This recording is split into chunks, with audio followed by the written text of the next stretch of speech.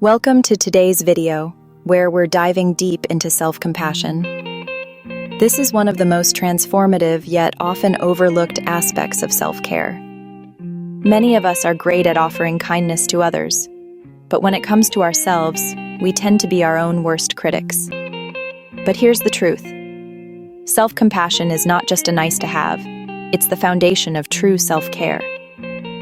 So, if you're ready to learn how to treat yourself with the kindness you deserve, stay with me for the next few minutes. Let's start by understanding what self-compassion really means. Self-compassion involves treating yourself with the same kindness, care, and support that you would offer to a close friend when they're struggling. It's about recognizing that you are human, just like everyone else, and that it's okay to make mistakes, feel vulnerable, or struggle. In her research, Dr. Kristin Neff, a pioneer in the field of self-compassion, defines it in 3 core elements. 1. Self-kindness. Being kind and gentle with yourself when you face challenges or failures, instead of beating yourself up. 2. Common humanity. Recognizing that you are not alone in your struggles. Everyone experiences difficulties, and it's part of being human. 3. Mindfulness. Being aware of your thoughts and feelings without suppressing or exaggerating them, just acknowledging them without judgment. These 3 principles come together to form a powerful practice of self-care that nurtures your emotional well-being. But why is it so hard to show ourselves the same compassion we give others? Many of us grow up believing that being self-critical will push us to improve, but the reality is the opposite. Harsh self-criticism can lead to anxiety, burnout, and even depression.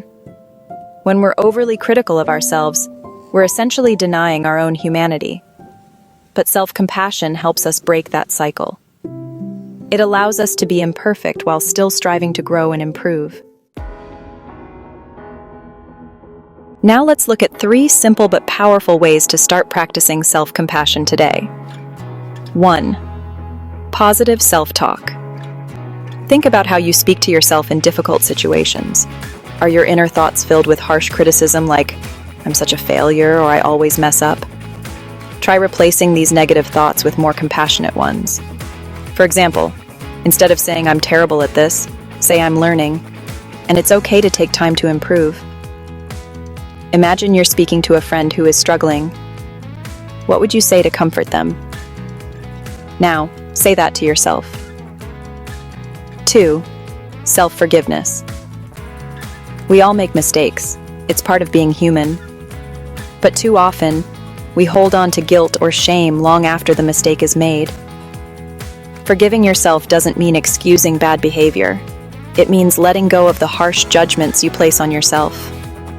When you forgive yourself, you free up emotional energy to grow and move forward. It's about learning from your mistakes without punishing yourself for them. 3. Treat yourself like a friend. This is one of the simplest yet most effective ways to cultivate self-compassion. Ask yourself, how would I treat a friend who is going through this situation?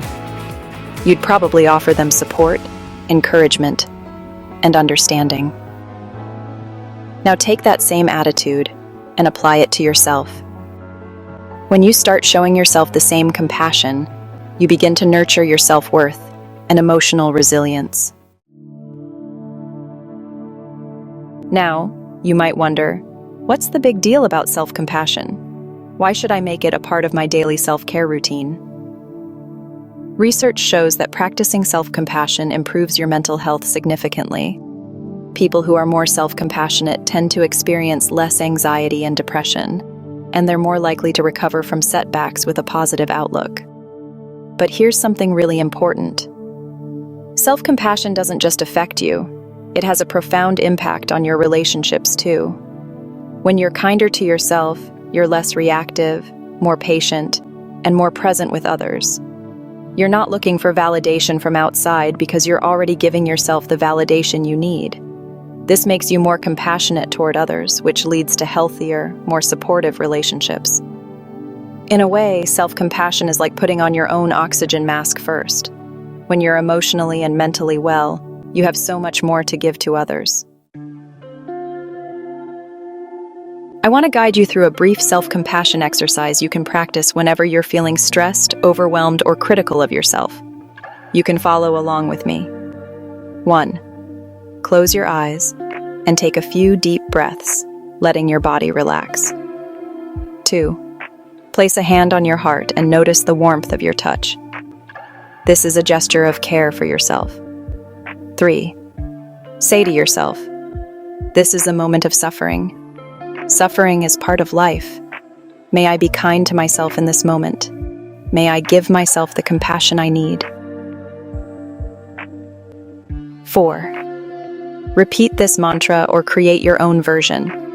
The goal is to acknowledge your struggle and offer yourself kindness in the midst of it. Take your time with this and notice how you feel afterward. Thank you for spending this time with me today to explore the power of self-compassion. Remember, self-care isn't selfish, it's essential. When you treat yourself with kindness, you strengthen not only your relationship with yourself, but also with others. I challenge you to practice self-compassion today. Whenever you catch yourself being self-critical, pause and ask, "How can I be kinder to myself in this moment?" If this video resonated with you, give it a thumbs up and share your experience with self-compassion in the comments below. I'd love to hear your thoughts. Don't forget to like, subscribe, and turn on the notification button to get notified for more self-care tips to nurture your mind, body, and relationships. See you in the next video.